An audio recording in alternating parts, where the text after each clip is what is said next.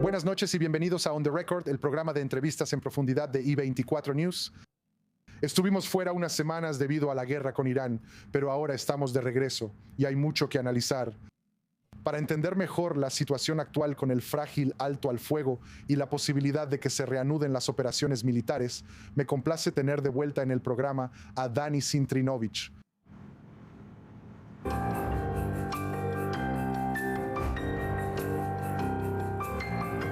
Sintrinovich es investigador senior en el programa de Irán y el eje chiita en el Instituto de Estudios de Seguridad Nacional. Él es el ex jefe de la rama de Irán en la inteligencia militar de las Fuerzas de Defensa de Israel y también es miembro no residente del Atlantic Council. Dani, muchas gracias por volver al programa. Gracias por invitarme de nuevo. Mira, en este momento estamos en medio de un alto al fuego muy incierto entre Israel, Estados Unidos e Irán. Ahora hablaremos de eso en un momento, pero quiero empezar repasando los 39 días de combates entre las partes. Recientemente escribiste, cito, mientras Israel y Estados Unidos tuvieron algunos logros operativos significativos, principalmente al degradar las capacidades ofensivas de Irán y su estructura de mando y control, ninguno de los objetivos de la guerra se logró completamente. El régimen iraní sigue en pie, su arsenal de misiles no fue destruido. Y la capacidad de Irán para avanzar hacia armas nucleares no fue detenida de manera decisiva. Quiero señalar que anticipaste todos estos resultados de antemano, así que felicidades por eso. Pero si uno no logra sus objetivos, esencialmente ha fracasado. Entonces, esa es tu evaluación respecto a la situación actual, el estado entre las partes después de 39 días de combates. Sí, al mirar hacia atrás en los combates, definitivamente podemos resumirlo diciendo que fue un éxito operativo, pero definitivamente un fracaso estratégico. Porque no se puede subestimar el hecho de que las fuerzas de defensa de Israel y CENTCOM trabajaron juntos para realmente socavar las capacidades iraníes. Y creo que, a diferencia de lo que tuvimos en el León Ascendente, la guerra de los 12 días, creo que ahora definitivamente estamos socavando significativamente la capacidad de los iraníes para reconstruir su capacidad, especialmente en la vía militar convencional. Así que hay logros importantes, pero tenemos que recordar ante todo, como mencionaste, cuál era el objetivo principal de esta guerra, y no era solo socavar las capacidades de Irán. Hablamos sobre crear condiciones para un cambio de régimen, y hubo un cambio dentro del régimen que en realidad llevó a que Irán se radicalizara más en términos de lo que tenemos ahora. Prabhu habla sobre eso. Irán sigue lanzando misiles y todavía tiene la capacidad de lanzar incluso hoy en día. Y por supuesto, desde el punto de vista nuclear, creo que esto es algo que debería alarmarnos a todos. Hablamos sobre la amenaza de extensión. Irán solo tiene uno, me refiero al nuclear, y todavía mantiene los 440 kilos al 60% de uranio enriquecido en toneladas en Isfahán. Así que, en resumen, sí tenemos logros, pero no creo que se pueda llamar un éxito. También escribiste en ese mismo artículo de opinión que Israel necesita volver al punto de partida y reexaminar su estrategia respecto a Irán. Entonces, si Irán no puede ser sometido militarmente, ¿cuál debería ser esta nueva estrategia para eliminar las amenazas nucleares y de misiles? Y de nuevo, es una pregunta muy importante, pero creo que se trata de entender que hemos tocado techo con Irán. Creo que las dos campañas en realidad demostraron o resaltaron el hecho de que tácticamente, operativamente y en cuanto a inteligencia tenemos la ventaja. Eso ni siquiera se discute. Pero el problema es que no podemos utilizar eso para eventualmente debilitar a este régimen, ni reemplazarlo, y ni siquiera realmente evitar que reconstruya su capacidad, ya sea nuclear o convencional. Así que primero tenemos que elegir nuestras batallas, lo que significa que tenemos que enfocarnos en lo más importante, es decir, lo nuclear. Y en segundo lugar, creo que tenemos que entender que no podemos moldear solos cada medio año, 6 meses, 8 meses en Irán. ¿Por qué es tan importante? Porque creo que cuando ves la curva de aprendizaje de los iraníes, ellos aprenden más con cada fricción. Así que estás invirtiendo más y logrando menos. De nuevo, no digo que no tengamos logros, los tenemos. Pero al final del día, no creo que la fuerza militar pueda derrocar a este régimen. No creo que la fuerza militar pueda evitar que construyan una bomba nuclear. Este es un problema al que nos enfrentamos ahora mismo. Por eso tenemos que pensar en cómo podemos incorporar la vía política. Ahora, no soy fanático de la República Islámica de Irán, pero creo que tenemos que elegir entre continuar la lucha y empujarlos más allá del punto de no retorno hacia una bomba, o llegar a un acuerdo que sí fortalecerá al régimen, pero les quitará la capacidad de construir una bomba. Creo que elegiré la segunda opción. Así que un acuerdo es la única manera de eliminar la amenaza existencial de una bomba nuclear. Este es un problema al que nos estamos enfrentando. Mira, los golpeamos. Golpeamos a Fordow. Golpeamos Natanz junto con nuestros amigos estadounidenses. ¿Y qué tenemos? Tenemos 440 kilos al 60%. El Wall Street Journal publicó que Irán todavía tiene las centrifugadoras funcionando. Así que están a semanas de alcanzar el material fisible si así lo desean. Así que, y ahora podemos detenerlos ahí mientras no podamos derrocar a este régimen. Así que creo que tenemos que entender que también tenemos un límite para la capacidad militar. Y la única manera, creo, ya sabes, teóricamente puedes pensar en muchas formas, pero prácticamente la única manera de solucionarlo es a través de un acuerdo. Ahora, de nuevo, no creo que sea una elección entre lo bueno y lo malo, es una elección entre lo malo y lo peor. Pero entre esas opciones yo elijo lo malo y no lo peor. Está bien. Y en ese acuerdo, la expectativa sería, o los críticos de un acuerdo dirían que Irán va a hacer trampa en cada oportunidad. Y todo lo que no sea una verificación completa con acceso total para los inspectores internacionales no solo es un mal acuerdo, sino que es un acuerdo peligroso. ¿Ves un escenario en el que Irán acepte permitir acceso total a todos sus sitios, incluso, por ejemplo, la montaña Pinkax, que para ellos es ultra secreta? Y de nuevo, es una muy buena pregunta. Creo que cuando ves lo que los iraníes van a exigir y en realidad el compromiso de ellos, creo que van a insistir en dos cosas principales. Van a insistir en el derecho a enriquecer, lo que significa que las centrifugadoras seguirán funcionando. No importa si será ahora o en 5 años o en 7 años, no en 20 como los estadounidenses, pero definitivamente están dispuestos a suspender eso porque nadie está enriqueciendo ahora mismo en Irán. Y creo que para ellos esto es en lo que se van a enfocar. Y lo segundo, diluir el material y no sacar el material. Todo lo demás, en cuanto al régimen de inspección, ellos estaban dispuestos a implementarlo, no porque quieran, sino porque saben que será la única manera de levantar las sanciones. Ahora bien, yo no creo nada de lo que están diciendo. Han demostrado en el pasado que hay mentirosos por todas partes. Pero el asunto es que cuando tienes un régimen de inspección así por parte de la OIEA, que de nuevo no los subestimo porque saben exactamente a quién se están enfrentando, creo que podemos confiar en ellos si los iraníes deciden hacerlo para asegurarse de que sucedan un par de cosas. Diluir el material, limitar las centrifugadoras en cuanto al porcentaje que van a enriquecer. Y por supuesto, lo más importante de eso es asegurarse de que estén cumpliendo con el acuerdo. Creo que, viendo las otras opciones, es la única opción viable. Y de nuevo, mirando el régimen de inspección en Irán, creo que fue muy positivo, en el sentido de que nos permite entender lo que está sucediendo en esos sitios. Y aún más que eso, disuadió a los iraníes de desviar material. Así que, en resumen, creo que cuando tomas en cuenta todas las opciones, la única viable que puede garantizarlo, el hecho de que los iraníes no tendrán material fisible para una bomba es un acuerdo, un régimen de inspección del material fisible, y al final del día, saber que esto fortalecerá este régimen. Eso ni siquiera se discute. Pero la otra opción es incluso peor que esta opción, por el hecho de que vivirás. Tendrán el régimen radical controlado por un líder joven que quiere vengar la muerte de sus padres, controlado por la Guardia Revolucionaria, como un títere. Y definitivamente pensarán en lanzarse contra Obama. Tenemos que detener eso sacando el material mediante un acuerdo. Ahora, este acuerdo se alcanzará con los Estados Unidos. Ahora, antes de esta operación, advertiste sobre la falta de estrategia de Estados Unidos respecto a ir tras Irán. ¿Sigues sin ver una estrategia estadounidense coherente en este momento? Bueno, aunque estoy sumamente agradecido por la actividad estadounidense y por trabajar codo a codo con las fuerzas de defensa de Israel y CENTCOM, creo que hay dos problemas principales en esta campaña que en realidad se remontan a cómo creo que los líderes de ambos lados pensaban sobre Irán. Primero está el hecho de que había una comprensión errónea de que realmente se puede usar la fuerza cinética, bombas desde el aire y tal vez usar a los kurdos u otras cosas para derrocar a este régimen. Este régimen es mucho más resistente. Creo que hubo una subestimación sobre su capacidad para superar la eliminación de Jamenei. Este es un aspecto. El segundo problema que tenemos es el hecho de que al no conocer Irán, se asumió que la guerra terminaría en 3 días. Una vez que no terminó en 3 días, entonces tenemos un problema estratégico porque no sabemos cómo terminar esta guerra. Y esto es lo que estamos viendo ahora, más improvisación que una estrategia coherente. Y sumando a eso, creo que hay otro problema en cuanto a la administración, y es el hecho de que realmente ven semejanzas entre Venezuela e Irán. Por supuesto, no puedes comparar entre ambos, pero creo que ellos siguen pensando eso. ¿Por qué es tan importante?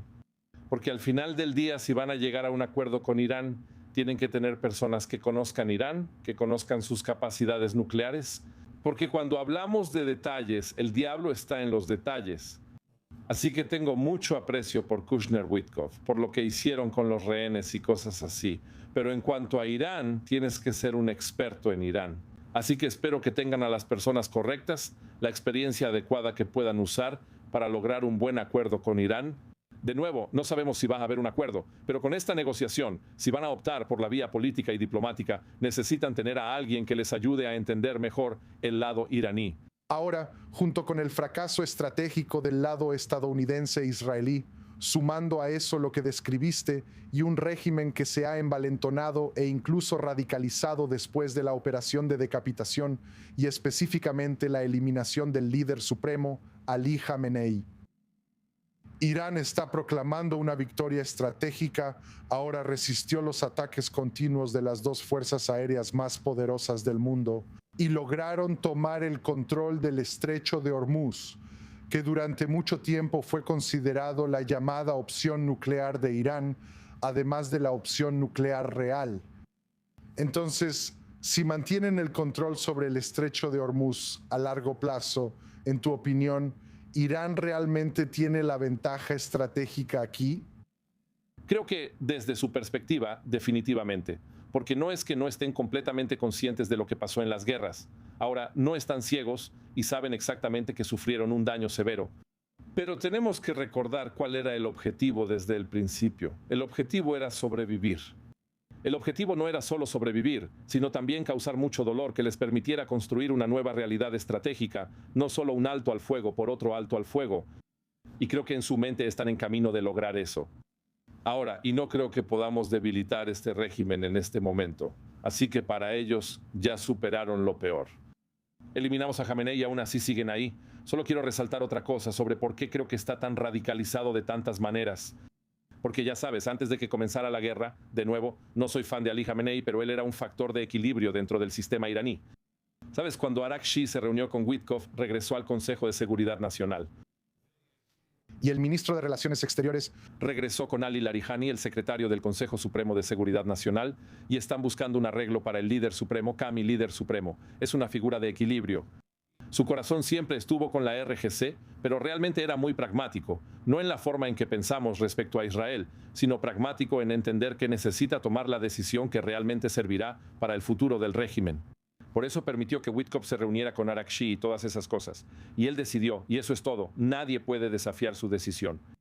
Ahora, lo que tenemos es un líder joven, muy inexperto, que fue elegido porque su padre fue asesinado. No creo que en otro mundo Mucha Bacaneh haya sido elegido, porque la única manera en que fue elegido, la única razón es que querían crear una continuidad.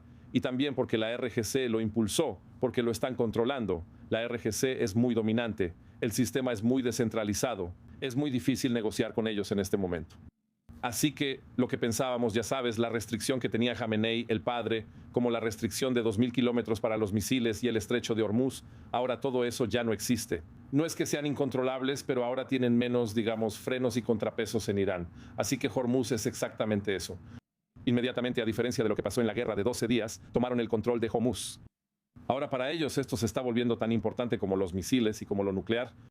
Ahora, por supuesto, también está el tema económico. Están construyendo una especie de caseta de peaje que cobrará $2 millones más o menos por cada petrolero que pase. No sé qué va a pasar. Y creo que no veo un acuerdo en el que el estrecho de Hormuz se cierre, porque para el presidente Trump, para él, es la joya de la corona. Es lo principal ahora en la campaña. Y tenemos que recordar que el estrecho de Hormuz estaba abierto antes de que comenzara la campaña.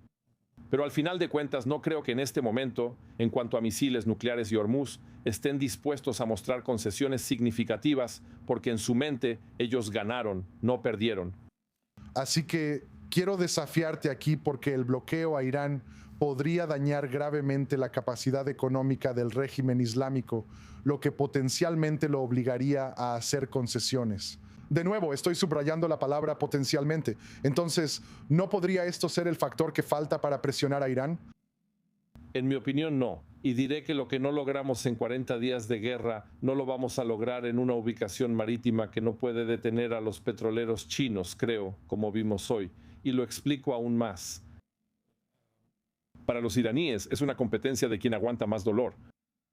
Ellos creen que pueden soportar más. Cuando tienes un régimen al que no le importan los civiles, él tiene la ventaja porque sabe que las consecuencias de segundo y tercer orden que resultan del bloqueo en Hormuz serán tan graves que Estados Unidos no podrá soportarlas durante un tiempo prolongado. Y aún más que eso, creo que la situación es inestable. Así que si no se llega a un acuerdo en Pakistán esta semana o la próxima, o cuando sea al final del día, y si el bloqueo es eficiente, entonces los iraníes, creo yo, van a tomar represalias de alguna manera, van a atacar a todos los buques estadounidenses o a los petroleros que intenten pasar por el estrecho. Así que aquí no hay un ganar-ganar, es perder-perder. Y creo que ellos pueden soportar mucho más de lo que Estados Unidos puede soportar. Así que al final del día no hay acuerdo con el bloqueo y la fricción. Podemos volver a pelear bastante fácilmente.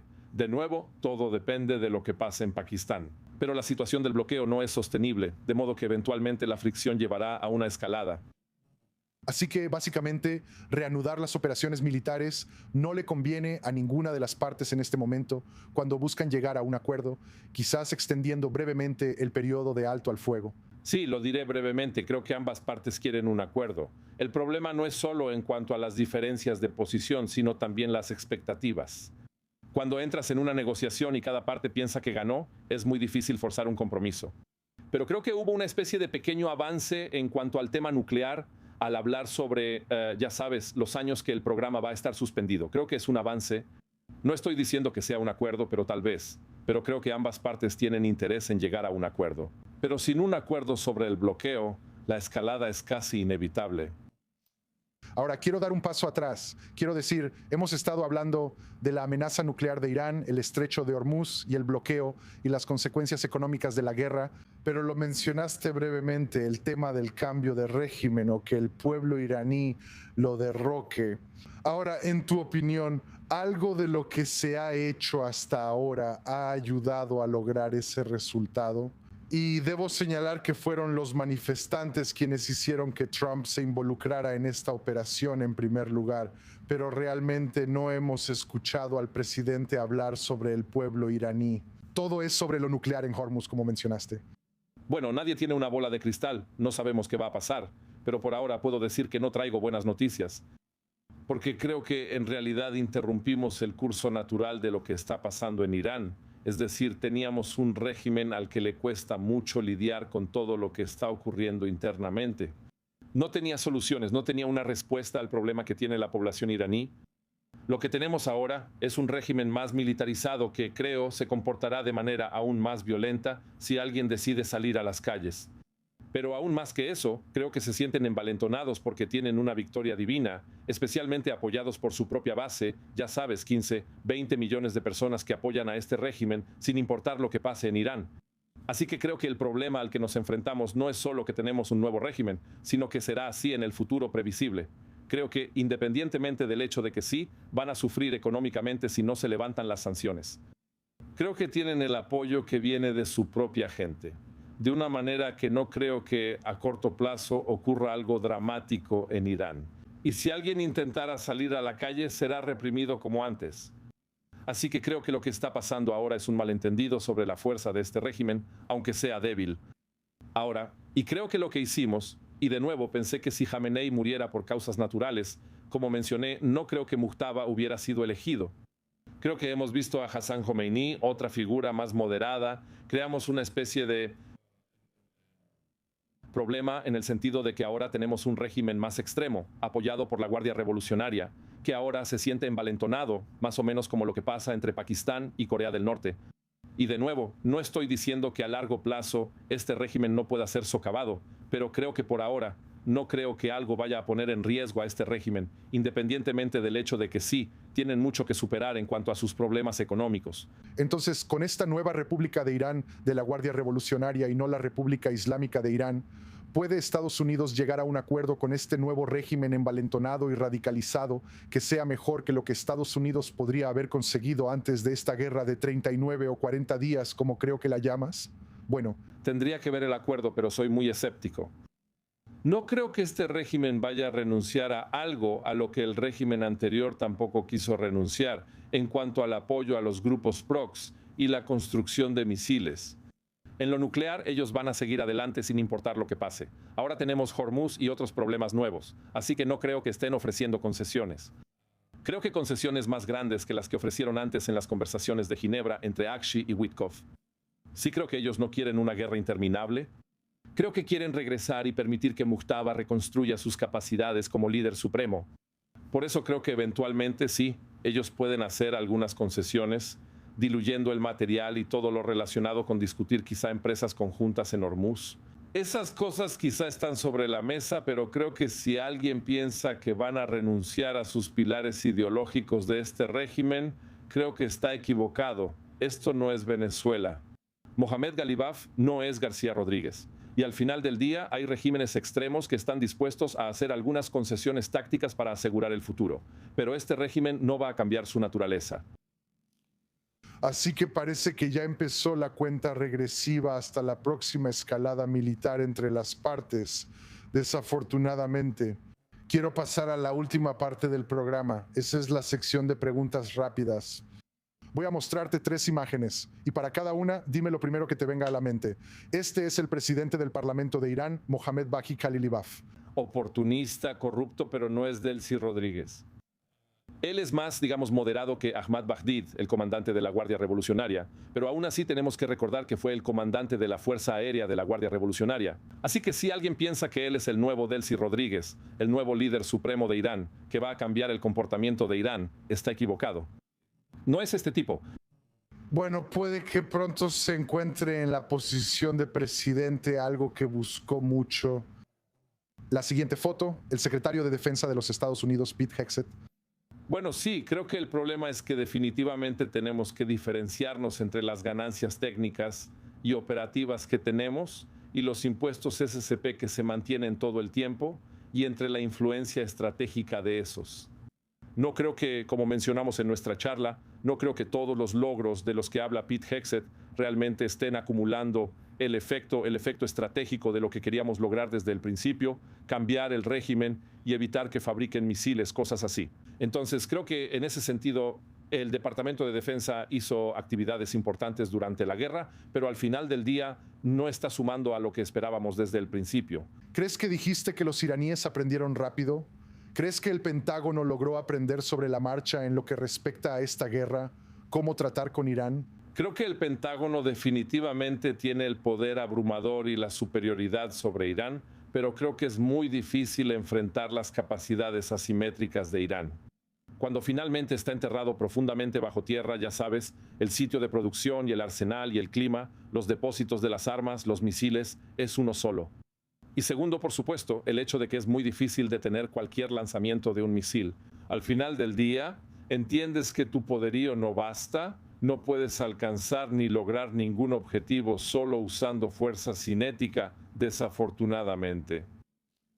Muy bien, pasemos a la siguiente imagen. Este es el ministro de Relaciones Exteriores de Irán estrechando la mano del viceprimer ministro de China durante su reunión en Pekín en abril del año pasado. Sí, Abbas Araki es un diplomático muy experimentado, creo yo. Fue el adjunto de Zarif y negoció el SCPA. Creo que para él sus objetivos son llegar a un acuerdo, igual que el presidente Pezeshkian. Ellos entienden el peligro de lo que sucederá si no se llega a un acuerdo. Desafortunadamente, él no tiene la capacidad de influir más de lo que tenía en el pasado. De hecho, creo que ahora tiene menos, dado que la RGC domina claramente. Así que él es una persona importante como figura visible, pero no alguien que realmente pueda influir en el proceso de toma de decisiones en Irán.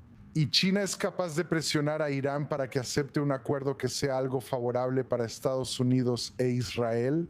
Los chinos son importantes para ellos para preservar el régimen tal como está, pero también para mantener las buenas relaciones con los Emiratos Árabes Unidos y Arabia Saudita. No creo que cambien su comportamiento tradicional respecto a Medio Oriente. Creo que estarán dispuestos a contactar, a llamar, a hacer algunas llamadas, pero no creo que vayan a respaldar nada. No creo que vayan a intervenir más de lo que vimos en el pasado. Pero insistirán en que Estados Unidos no detenga a los petroleros. Eso ni se diga. Y creo que ellos esperan que la guerra termine porque dependen mucho de los precios del petróleo. Pero van a ganar con cualquier exportación de petróleo iraní. Van a ganar con eso. Así que no creo que hagan algo para socavar al régimen actual en Irán. Bueno, analizamos mucho, pero desafortunadamente vamos a tener que dejarlo hasta aquí. Dani Sintrinovich, quiero agradecerte de nuevo por acompañarnos aquí en On The Record.